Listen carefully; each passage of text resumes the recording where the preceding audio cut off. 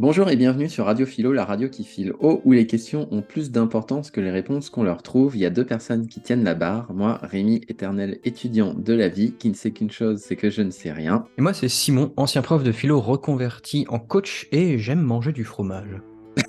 Merci Simon. Et aujourd'hui, on vous propose de parler de goût. Et la première question que j'aurais te poser, Simon, c'est qu'est-ce que le goût? C'est une excellente question, Rami, surtout quand on parle du goût du fromage. Blague à part, le goût, en fait, à travers la question du goût, il y a la norme du goût. Généralement, il y a un petit peu cette distinction entre ce qui est bien, ce qui est pas bien, ce qui est beau, ce qui est pas beau, etc., etc. Si on parle vraiment du goût d'un point de vue social, parce que si on parle du goût, vraiment les fondamentaux du goût, c'est notre capacité gustative, hein, de nos cinq sens, qui est surtout aussi liée à l'odorat. Généralement, quand on a le goût, le nez bouché, on sent plus le goût. Et c'est du coup, si c'est un de nos cinq sens, ça sous-entend, en tout cas, qui pourrait avoir une dimension un peu évolutionniste là-dedans, au sens où ça a dû nous aider, j'imagine, à survivre jusqu'à maintenant. Genre, si on reprend l'histoire de l'humanité avant, je pense que ce qui était pas bon au goût était sûrement dangereux. Ce qui était bon au goût était sûrement quelque chose de plus appétissant, de plus appétant et sûrement de moins dangereux. On peut déjà partir de là. Ok. Oui, donc il y a deux notions au niveau du goût. Il y a le goût au sens strict du terme qui vient d'un de nos cinq sens. Et Mhm. il y a le goût d'un point de vue social. On dit quelqu'un qui a du goût, c'est pas Ouais. forcément quelqu'un qui ressent les choses sur son palais. Ouais. Mhm. Ouais, non. Ou Ah, que t'as du goût, t'as du goût, Simon, hein. ça voudrait dire qu'il faudrait le goûter pour savoir qu'il a genre, un peu salé. Un petit peu sucré, il manque un peu de miel. Ouais, donc, quelqu'un qui a du goût. Et comment ça se fait que ça se soit modifié comme ça, que ça ait évolué comme ça dans le temps, entre qu'on soit passé du goût dans le sens vraiment strict Mhm. et avoir du goût, qui est plutôt un compliment. Ouais, franchement, je sais pas. Je sais qu'il y a cette citation latine, je crois que de gusta et colorum non disputare, un truc comme ça, que des goûts et des couleurs, on n'en discute pas. Donc j'imagine qu'il doit y avoir une notion étymologique là-dedans, dans le fait qu'on soit passé du goût au sens gustatif et du goût plutôt dans le monde de l'art, ouais, ce goût social.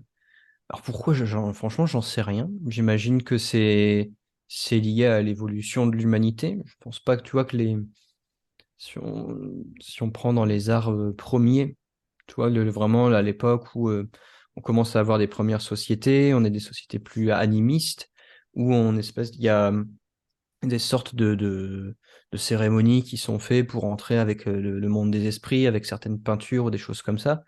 J'imagine qu'au fur et à mesure où la société a évolué, où on est passé du polythéisme, non, enfin de l'animisme au polythéisme, avec des sociétés beaucoup plus complexes, j'imagine que du coup, à partir de là, il y a un petit peu eu cette naissance de l'art. Enfin, en tout cas, j'imagine que ça s'est créé comme ça. Et du Hmm. coup, s'il y avait la naissance de l'art, il y avait la naissance du beau. Et du coup, s'il y a eu la naissance du beau, alors qu'est-ce qui était beau, qu'est-ce qui était pas beau? Tu vois, au sens où il y avait peut-être dans les arts premiers, une fonction purement mystique. Peut-être que je dis nimp, hein, mais j'imagine que c'est un peu comme ça que ça s'est passé. Ou du coup, après, il y a eu l'art pour l'art, au sens où qui sert à rien à part être beau. Et du coup, il y avait cette idée, bah voilà, ça, l'idée du beau qu'on retrouve chez Platon. Et du coup, s'il y a l'idée du beau, il y a l'idée du pas beau. Du coup, le beau égale bien, et le bien égale avoir du goût. Enfin, j'imagine un truc un peu comme ça. Hmm. Ouais, et j'ai du mal à voir comment on peut. Enfin, est-ce qu'il y a un goût qui est objectif? Par exemple, des canons de beauté, Mm. Brad Pitt, tout le monde considère. Enfin, après, quand je dis tout le monde, c'est pas forcément le cas, mais la plupart des gens considèrent que c'est quelqu'un qui est beau. David Beckham. euh, Mhm. et à côté de ça, on dit que les goûts et les couleurs, ça ne se discute pas. C'est-à-dire que c'est très subjectif. Mhm. Où est où est le bon curseur entre quelque chose qui est un peu universel, communément admis, et quelque chose qui est très personnel? Mm. Bah, il y a vraiment deux écoles. T'as chez Kant, je crois que c'est dans Critique de la faculté de juger, peut-être le paragraphe 9. Bon, bref, on s'en fout, mais en tout cas, c'est dans ce bouquin-là, où il dit qu'il y a une forme de goût subjectif, objectif, pardon, le- qui serait plutôt l'état dans lequel on est quand on trouve que quelque chose est beau.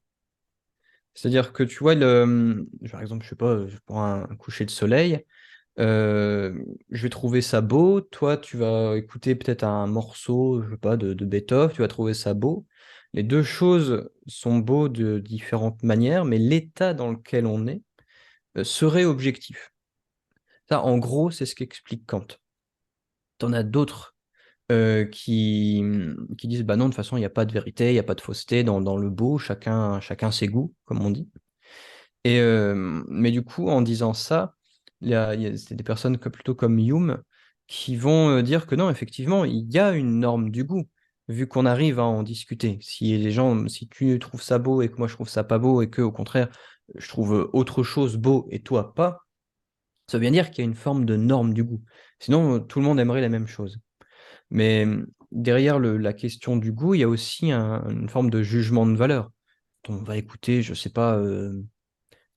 Certains morceaux de la variété française, où il y en a qui vont être fans, d'autres qui vont dire ah non, c'est complètement nul à chier, c'est de la merde que t'écoutes. Et on va dire t'as pas de goût. Et du coup, où est le curseur? Je pense qu'il y a des choses où on peut, comment dire? Tu vois, je pense que le juste équilibre serait de dire non pas c'est nul, c'est pas nul, etc., c'est pas beau, mais genre je n'aime pas, mais je comprends qu'on puisse aimer. Et du coup, accéder plutôt aux critères qui fait que quelqu'un va trouver quelque chose beau et quelqu'un d'autre pas. Et donc, est-ce que ces critères sont communs ou est-ce que ce sont des critères qui sont vraiment personnels? Par exemple, prenons la musique. Il y a quelqu'un qui va écouter du Metallica, il va adorer. Il y en a un autre qui va écouter de la pop, il va adorer. Il y en a un autre qui va écouter que des chansons françaises, il va adorer. Mhm. Est-ce qu'il y a des critères objectifs communs à ces trois personnes qui peuvent être identifiés ou c'est vraiment quelque chose qui est purement personnel? À mon avis, il y a quand même des critères communs, peut-être dans le parcours socio-culturel de ces personnes, je pense. Parce que, tu vois, si on prend la musique, je pense que tu peux, par exemple, retrouver des suites d'accords communes entre Metallica, de la K-pop et je sais pas quoi. Tu vois, genre No Singles Matter de Metallica, elle est vachement plus accessible, elle est presque pop, plus que Master of Puppets. Et du coup, les accords de No Singles Matter, à mon avis, tu peux les retrouver dans d'autres musiques que certaines personnes vont aimer. À mon avis, il y a de ça.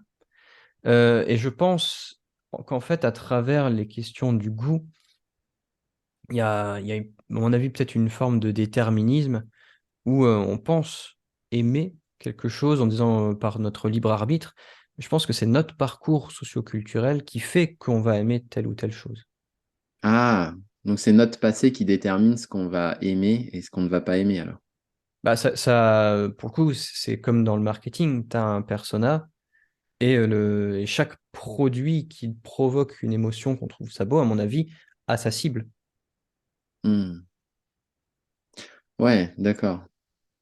C'est quand même, je trouve ça assez rassurant le fait de se dire que il y a des points communs qui se retrouvent. Par exemple, quand tu regardes The Weeknd, Ouais. c'est un gars Mhm. qui, t'as l'impression que tous les titres qui sortent, ce sont des tubes. Oui, c'est vrai. Et ce sont des tubes planétaires. Et là, est-ce que le critère, c'est le nombre d'albums vendus, c'est le nombre d'écoutes? Est-ce qu'on peut se baser sur ce genre de critères? Ou par exemple, des YouTubers, est-ce que les meilleurs YouTubers, c'est ceux qui ont le plus d'abonnés? Est-ce que Squeezie, c'est le Mhm. meilleur YouTuber de France? Et est-ce que ça, le fait d'être... il y a vraiment une différence entre être le meilleur par rapport à un critère objectif et avoir du goût, en fait, se dire que, ouais, ce YouTuber-là, c'est vraiment, tout le monde s'accorde à dire que c'est le meilleur, mais il y en a qui vont quand même le détester. Mhm. Bah ouais, parce que je pense, tu vois, si tu prends Squeezie ou The Weeknd, je pense que ce qu'ils produisent, c'est très étudié. En fait, c'est pas fait au hasard. Je pense que Squeezie, il est bon pour raconter des histoires. Quand il raconte ses histoires d'horreur, moi, j'avoue, j'aime bien parce qu'il a une capacité à raconter qui fait que ça fonctionne, en fait. Et The Weeknd, je pense que tu décomposes ses morceaux. Déjà, il utilise des sons très 80, ce qui est remis au goût du jour, du coup, grâce ou à cause de la série Stranger Things. C'est des suites d'accords très communes. Enfin, il y a une recette qui fait que ça va forcément plaire. Tu vois, c'est un petit peu comme je, je pense que si je fais un marbré au chocolat, je pense que ça va plaire à beaucoup plus de monde que si je fais un gâteau hyper élaboré à base de farine de petit épeautre, de noix de macadamia. Enfin, je sais pas. Tu vois, il y a à la fois en fait, on peut pas dire que quelque chose est beau, bon, etc. Parmi le nombre de personnes que les gens qui sont suivies ou que les gens aiment. C'est pas parce que 1 million de personnes aiment une telle chose qu'on peut dire qu'objectivement c'est stylé. C'est parce que à ce moment-là, enfin, soit on. Alors, après, c'est peut-être moi qui ai un côté un peu élitiste, hein, mais tu vois, si je prends je sais pas, des musiques de Philippe Glass, du compositeur Philippe Glass, et encore, c'est assez accessible. Je trouve ça vachement plus beau, plus stylé, plus travaillé que The Weeknd. Ce qui n'empêche pas d'apprécier The Weeknd. Mais de là à dire, oh non, c'est la même chose au niveau de l'art, au niveau du goût, etc. Non, je pense il y a un goût peut-être plus populaire et un goût un peu plus savant. Et du coup, il y a quelque chose qui va directement toucher tes émotions et quelque chose où il faut peut-être un peu plus d'éducation pour apprécier. Hmm. Ouais, c'est comme dans l'art. Mhm. Il y a Je des pense, hein. artistes. Il y avait une œuvre d'art, c'était une merde. Ouais, quelqu'un qui avait chié dans des boîtes de conserve. Et tu vois, je pense que pour apprécier ça, je pense qu'il faut connaître. Faut être scatophile. Faut, alors, quel est le goût de cette œuvre? J'ai pas forcément envie de le savoir. Non Mais, plus.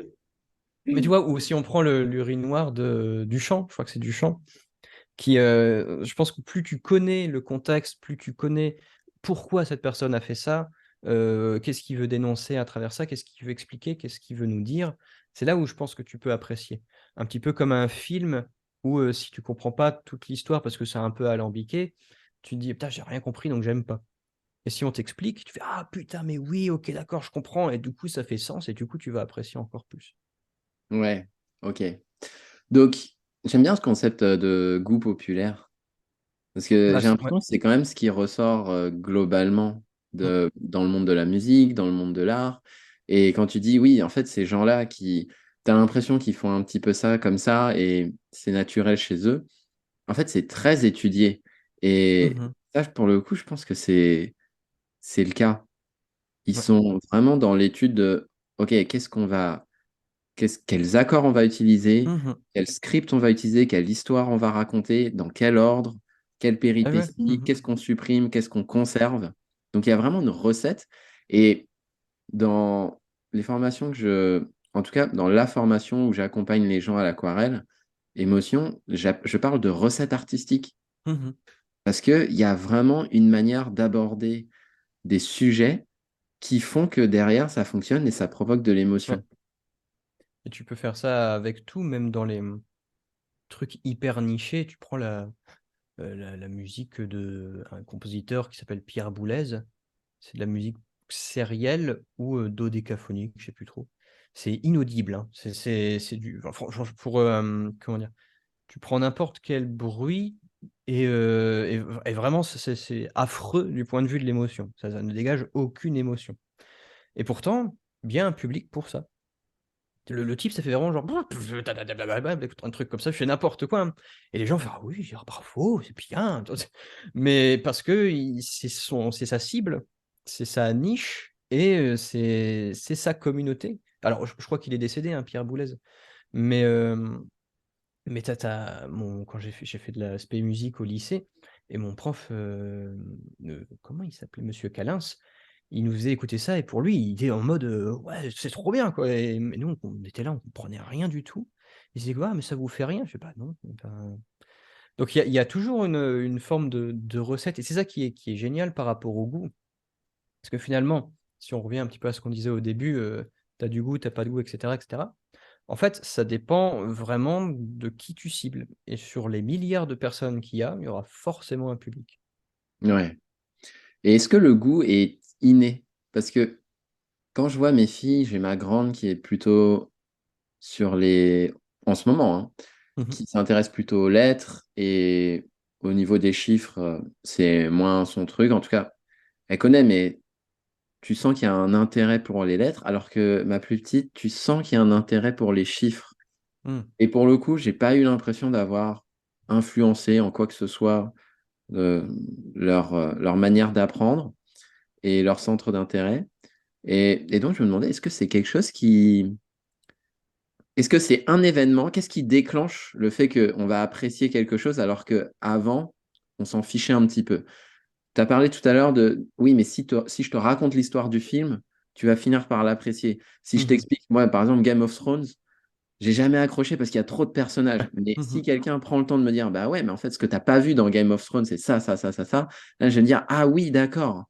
Donc est-ce que en fait, le goût n'est qu'une nouvelle liaison qu'on fait avec nos centres d'intérêt préexistants? Si par exemple, on me dit: «Ouais, mais dans Game of Thrones, tu vois, ce que tu as pas vu, c'est cette manipulation ou en tout cas cette technique de manipulation que telle personne a eue sur telle personne». Et là, je fais: «Ah ouais, en fait, c'est vrai que» et si l'influence et les mécaniques sociales, ça m'intéresse, là, pour le coup, je vais peut-être voir d'un nouvel œil Game of Thrones. Mmh mh. Ouais. Donc est-ce que le goût, ça ne vient pas d'une nouvelle connexion par rapport à un centre d'intérêt qui nous est déjà propre? Mmh mh. Hem, je pense que si et je pense qu'on peut même parler de degré de goût, au sens où tu aurais par exemple une 1re impression qui touche directement à tes émotions et tu tombes par hasard sur une œuvre ou je sais pas quoi et tu fais l'effet waouh.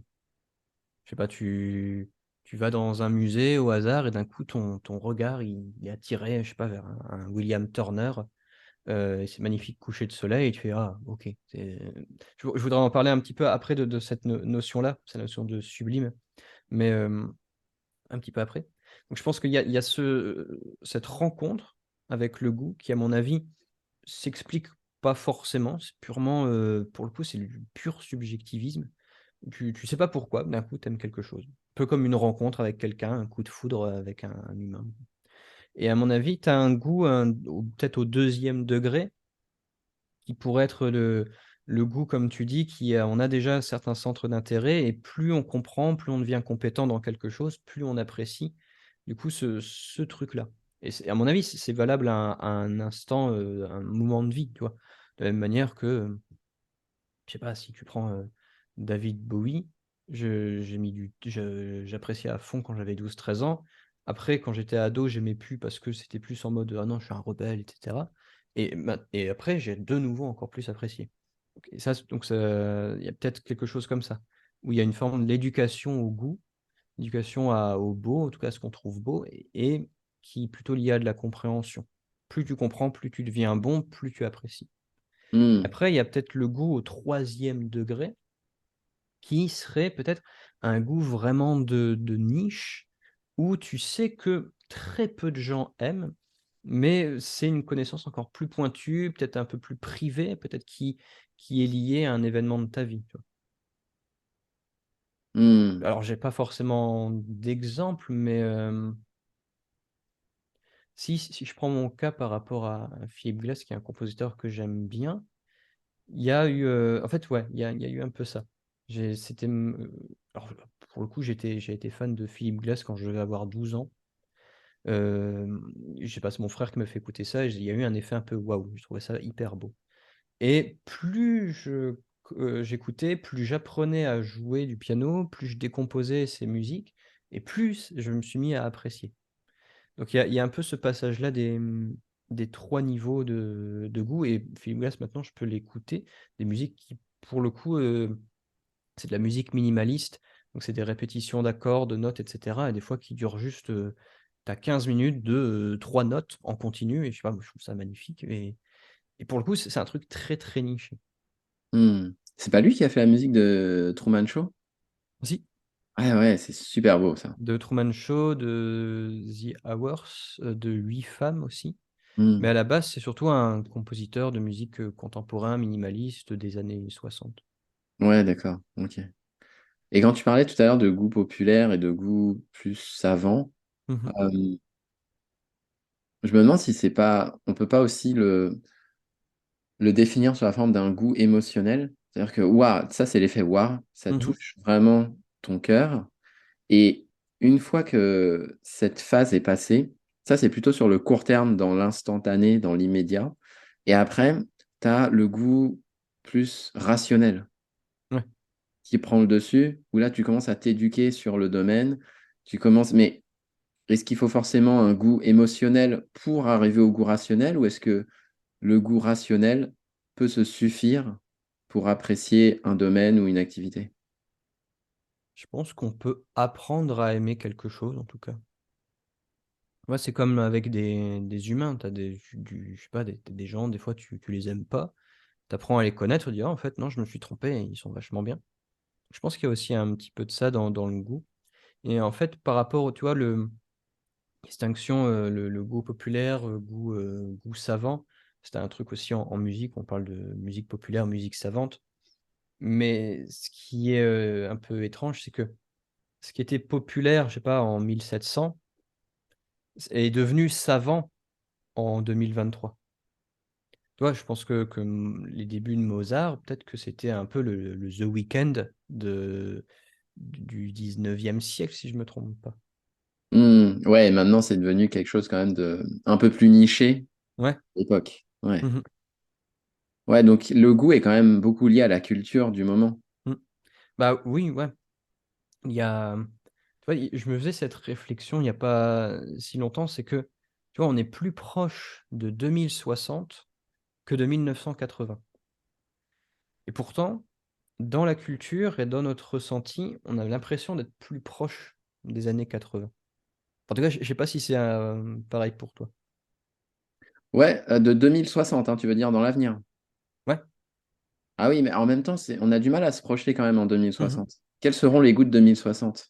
Ah non, ce que je veux dire par là, c'est qu'on on le goût, en tout cas de notre époque, est encore très imprégné des années 80. Je sais pas pourquoi il y a eu un espèce de renouveau des années 80 avec la synthwave, avec, bah, déjà les séries, Stranger Things et cetera. Les musiques utilisent beaucoup plus de synthé. Tu as bah, si on reprend le The Weeknd, sa musique qui avait fait un tube de ouf dont j'ai oublié le nom, où il fait ta ta ta, ta ta ta ta ta. Je sais plus du tout le nom, heu, mais bref, il s'était inspiré de AA, du groupe A, un groupe Hmm. symbolique des années 80. Enfin et tout est fait pour, remettre un petit peu même les affiches de films, tu prends les affiches du film des Marvel, ça des Avengers, ça reprend tous les codes des années 80 au niveau de la couleur et cetera et pourquoi je disais ça? Oui, parce que du coup, il y a, le goût est aussi peut-être un peu un éternel recommencement. Ouais, c'est comme la mode. Ouais, je pense, hein, de toute façon le goût et la mode, c'est très très lié. Ouais, d'accord. Ouais.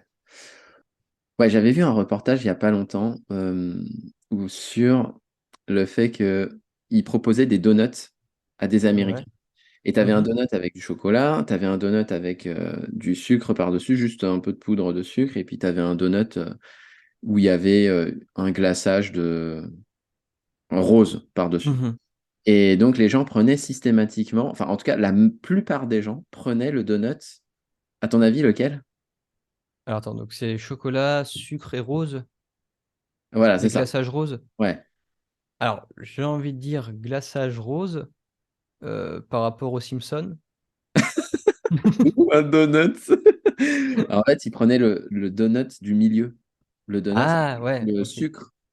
Parce que notre cerveau a imprimé le fait que sucre plus gras est Mhm. égal plaisir.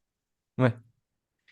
Et du coup, je me suis dit, ok, est-ce que... Et là, on en revient un petit peu à ce que tu disais au début, au niveau de la préhistoire, etc. Il y a aussi une forme de goût biologique. Mhm. Et le fait de se dire, bah, lorsqu'il y a quelque chose de sucré et de salé en même temps, c'est super bon. Et ça, c'est universel pour tout le monde. Mhm. Donc, tout ça, on en revient vraiment à de la chimie parce que ce sont des hormones, ce sont des neurones qui se connectent à ce moment-là. Bah oui, carrément. Et c'est pour ça peut-être que si on revient à Kant qui disait le beau objectif, l'état dans lequel on est, finalement peut-être qu'il n'avait pas si tort que ça. Je pense qu'il y a des sons, tu vois, on parlait dans la musique populaire, les choses où des gens ils sont capables de construire des tubes parce qu'il y a une recette, parce qu'à mon avis, peut-être qu'ils ne le savent pas comme ça, mais c'est basé sur ce qui nous fait plaisir. Ouais, c'est le gras et le sucré de l'oreille. Ouais, tu prends la suite d'accords, do, sol, la mineur, fa. En tout cas, ou en tout cas, selon les degrés qu'il y a, c'est des musiques qui sont utilisées dans Let It Be des Beatles, dans No Woman No Cry de Bob Marley, dans la plupart des chansons de Christophe Maé, dans quasiment, je sais pas, des millions et des millions et des millions de chansons. Et ça fonctionne toujours. Parce qu'à mon avis, il y a peut-être parce que la musique, c'est aussi des vibrations sonores, c'est les ondes, comment dire? Des fréquences vibratoires dans l'air qui font que ça met tel son ou pas. Et il y a des sons harmonieux, des sons disharmonieux, je sais pas si ça se dit. Et plus c'est harmonieux, du coup, plus c'est agréable à l'oreille, moins on se sent en danger, donc peut-être plus on se sent en sécurité, et donc plus on va apprécier. Hmm. Peut-être. Encore une fois, peut-être que je dis n'importe quoi, mais ça me paraît pas débile. Ouais. Et je me demande si tu disais le goût, c'est quelque part une forme d'éternel recommencement.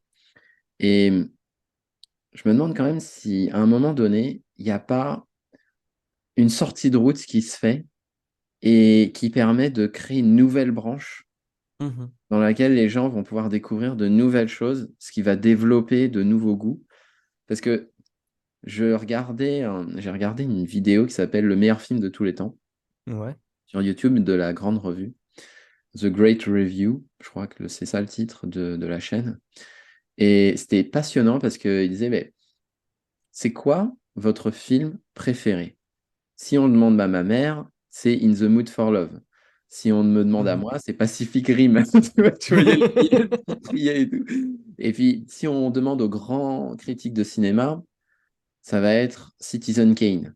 Ouais. Citizen Mmh. Kane, Citizen Kane, Citizen Kane. Et parmi les 100 critiques les plus populaires du cinéma, tu as Citizen Kane qui revient peut-être un tiers ou la moitié des fois. Et du coup, tu te dis, ah ok, qu'est-ce qui fait que Citizen Kane a été primé comme être un des meilleurs films de tous les temps? Mmh. Et l'analyse qu'il en faisait, je trouvais ça hyper intéressant, c'était que ce film-là a disrupté son univers à un moment donné.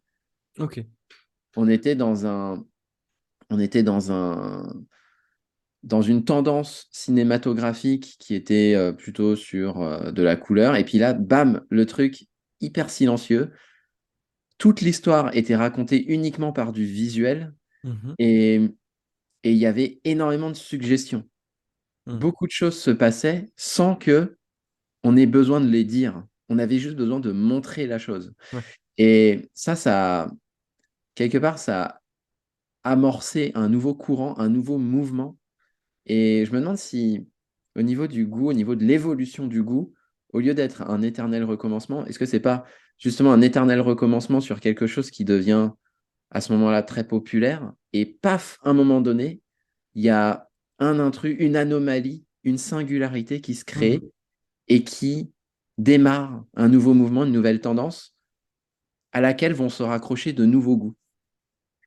Bah, je pense que si, et c'est très lié finalement à l'histoire de l'art, en fin de compte.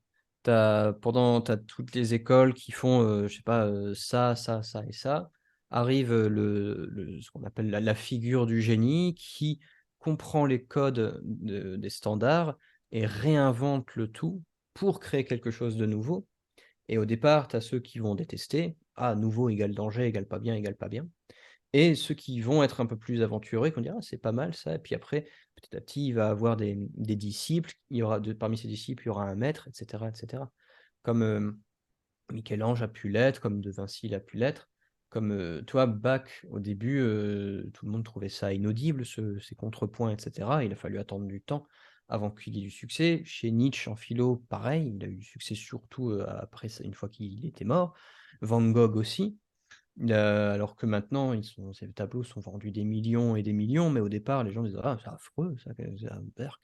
Le cubisme chez Picasso, l'arrivée du jazz, l'arrivée du rock, tu as les premiers, je veux dire, dans les années 60, où c'était ce qu'on appelait les yéyés, tout gentil, tout mignon, et cetera. Arrive le rock, des anglo-saxons, et les gens, trouvent ça affreux, d'autres trouvent ça génial. Il y a, je crois que c'est à l'Olympia, quand les Beatles sont venus, les gens ont arraché les sièges et tous les ont jetés.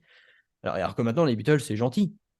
Donc je pense que oui, il y a, le goût évolue en fonction de la mouvance de la société, et soit on crée quelque chose de nouveau, mais généralement on réinvente pas la roue non plus, soit justement on prend un point particulier pour le développer, pour étirer le concept.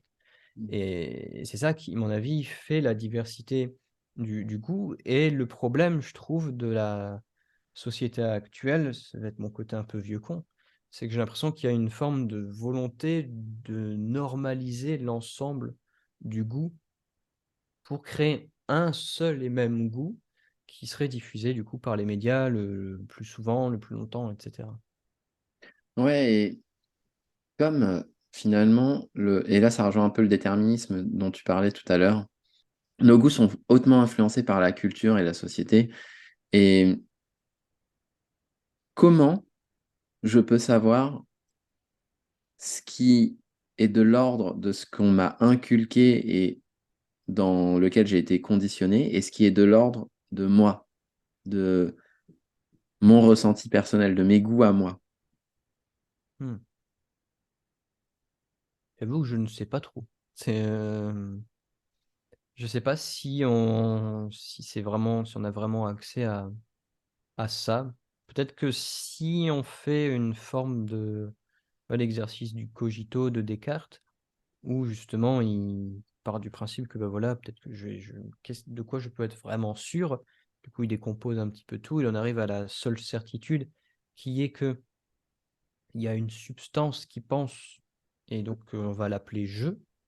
Et à partir de là, je choisis qu'est-ce qui m'appartient, qu'est-ce qui m'appartient pas, et cetera, et cetera. C'est un très gros résumé du cogito de Descartes. Hem, donc peut-être que si tu déconstruis tous tes goûts, tu vois, il y a aussi ça, il y a ça aussi dans, le tout début des Pensées pour moi-même de Marc Aurèle, où il reprend un petit peu toute sa famille pour savoir de son héritage, en gros. De mon père, j'ai ça, de ma mère, j'ai hérité de ça, et cetera. De ma mère, mon caractère, machin, de mon père, ma persévérance, de mon oncle, machin, et cetera, et cetera. Donc peut-être que déconstruire son existence pour savoir pourquoi j'aime ça, d'où j'aime ça, qui me l'a fait connaître, et à partir de là, bah, peut-être que tu peux arriver à distinguer ce qui vient de toi, de ce qui n'en vient pas. Et par exemple, toi, la philo, qu'est-ce qui fait que tu aimes bien la philo? Comment c'est arrivé? Je pense qu'il y a une, part, bah, déjà mon frère et ma sœur, sont beaucoup plus vieux, il y a 13 ans de différence entre mon frère et moi, et quand j'avais, 6 ans, lui, il était en école d'art, et du coup, progressivement, je pense qu'il y a une influence aussi de mon frère et de ma sœur sur le fait de réfléchir. Vu que mon frère et ma sœur étaient beaucoup plus vieux que moi, ils ont commencé à déjà s'émanciper un petit peu du schéma de pensée de mes parents. Comme ils ont longtemps été, mes mentors d'une certaine manière, je pense que j'ai été influencé comme ça.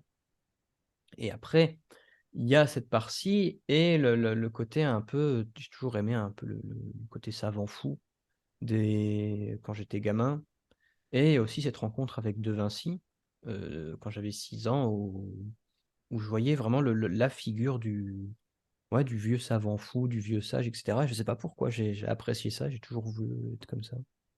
Hmm. Et la philo, et du coup, le moyen par lequel, parce que quand je dis que j'aime bien la philo, j'aime bien philosopher au sens comme on fait là. Mais je vais pas me dire: «Ah génial, je vais lire Hegel toute la journée, c'est génial». Non, ce que j'aime bien, c'est plutôt le côté comment, gérer sa vie, entraîner son cerveau à produire des idées, à construire des idées, ça développe sa créativité et comprendre un petit peu comment le monde fonctionne. C'est ça que j'aime bien dans la philo, quoi. C'est le luxe de se poser des questions. C'est vraiment ça et ça, d'où ça vient, pour le coup, je sais pas trop. Ouais, et dans ce que tu as dit, il y a ce côté mentor. Et tout à l'heure, quand on disait que nos goûts sont hautement influencés par la culture, par la société, finalement, je me pose la question, est-ce que c'est pas juste influencé par les personnes qu'on fréquente le plus? Parce que il y a un dicton qui dit on est la moyenne des 5 personnes qu'on fréquente Mmh. le plus. Et sur les goûts, bah, le fait d'avoir quelqu'un qu'on admire et de qui on a envie d'apprendre, qui a certains goûts, est-ce que ça va pas fort... Enfin, je pense que même plus que la culture, ça va fortement influencer ce qu'on aime et ce qu'on aime moins. Moi, quand Mmh. j'étais petit, ma grande sœur, qui a 6 ans de plus que moi, elle écoutait énormément de Nirvana, de pop rock, de choses comme ça. Mmh. Et je pense que du coup, j'ai été influencé par ça. Parce Bien qu'aujourd'hui, sûr. qu'est-ce que j'écoute? J'écoute de la pop rock essentiellement. Mmh. Mmh. Bah, ouais et je pense que autour de tes amis, tu t'es rapproché de certaines personnes qui écoutaient également de la pop rock, en tout cas qui avaient des valeurs communes, des goûts communs et cetera. Je pense que c'est normal, c'est ce qui permet aussi d'avoir une cohésion de groupe, de pas se retrouver seul aussi et on en revient du coup aux peurs un peu primitives. Si tu es seul hors dehors du clan, tu peux mourir. Hmm. Pas à notre époque, mais il y a des milliers et des milliers d'années. Donc je pense qu'il y a ça et par contre, c'est ça que je voulais aborder, il y a je sais plus quand, c'est la notion de sublime où là, pour le coup, je pense que tu peux prendre, n'importe ça c'est et ce qui est drôle, c'est que un des philosophes qui a traité de la notion de sublime, il s'appelle Burke, Edmund Burke et en fait au-delà du beau, qui pourrait être, purement subjectif, il y a la notion de sublime qui fait que, par exemple, tu vois une aurore boréale, je pense que tu prends n'importe quel être humain, que même s'il n'en a jamais vu, même s'il ne comprend pas et cetera, je pense qu'il peut que trouver ça sublime, au sens où ça te renvoie à la petitesse de ton être humain. Parce que dans le beau, il y a le côté agréable. «Ah, c'est beau, c'est stylé, machin». Dans le sublime, il y a un côté un peu effrayant. Tu vois, tu te mets face à tu regardes un orage de loin, donc tu es en sécurité, mais tu vois les éclairs arriver comme ça et la tempête. Tu peux être captivé comme ça et trouver ça sublime. Tu te mets au pied du mont Blanc et tu lèves la tête, tu vois ta petitesse, je pense que tu peux aussi trouver ça sublime. Et pour le coup, c'est vraiment relié à la nature, qui serait du coup la nature comme artiste et où là, il y a pas c'est universel au sens où ça renvoie vraiment à la fragilité humaine. Ouais, donc il y aurait aussi ce goût universel en plus du goût culturel. Et c'est-à-dire que si on décompose le goût, il y a le goût universel, le goût culturel qui regroupe à la fois le goût populaire et le goût savant ou rationnel, Mmh mh. qui lui s'éduque plutôt et s'apprivoise plutôt sur le long terme. Et puis, il y a peut-être une part en nous, ou pas d'ailleurs, qui est vraiment le goût personnel, Mmh. ce qui résonne avec nous, mais qui vient ni des influences extérieures, ni de l'environnement, enfin, ni des personnes autour de nous, ni de l'environnement, qui émane uniquement de nous. Mmh. Mais ça, pour le coup, j'ai du mal à voir comment l'identifier et comment. Bon, après, en même temps, c'est peut-être pas forcément utile de savoir que c'est si ça existe ou pas, Ouais. mais, euh, mais plus de savoir que finalement, c'est un mélange de notre environnement, de notre culture, mais aussi d'une d'une notion un peu absolue, comme Mhm. quand tu parles de sublime. Mm. Ouais, qui, des fois, comme ça s'explique pas forcément et c'est pas forcément grave. Ouais, c'est clair, c'est clair. Et c'est là que c'est intéressant d'écouter son ressenti. Mhm. Ça, j'aime bien, ça, j'aime moins. Et on peut avoir tendance à se laisser influencer par des figures d'autorité qui aiment certaines choses. Et dans ces moments-là, je pense que la meilleure des défenses, entre guillemets, hein, Mhm. contre des goûts imposés par les autres, c'est d'écouter notre ressenti. Est-ce que Mhm. là, je me sens à l'aise ou est-ce que là, je me sens pas super à l'aise? Par Mhm. exemple, tu as un ami avec qui tu t'entends super bien, qui s'entend bien avec un autre ami. Mais cet autre ami, toi, tu le sens pas trop. Mhm. Mais comme ton pote, c'est une forme de figure d'autorité, tu vas te dire, bon, bah non, mais il faut que j'apprenne à le connaître, il faut que je Ouais. ci, il faut que je Mm. ça. Mais finalement, euh, bah, ça rejoint quand même l'intuition, je pense, le goût. Oui, bah oui, vu que ça, du coup, on fait confiance à nos sens. Toi, on dit: «Ah, je le sens pas». Ouais, c'est ça. Ouais, je le sens pas. Et à ce moment-là, c'est peut-être ça la manifestation du goût personnel. Mhm.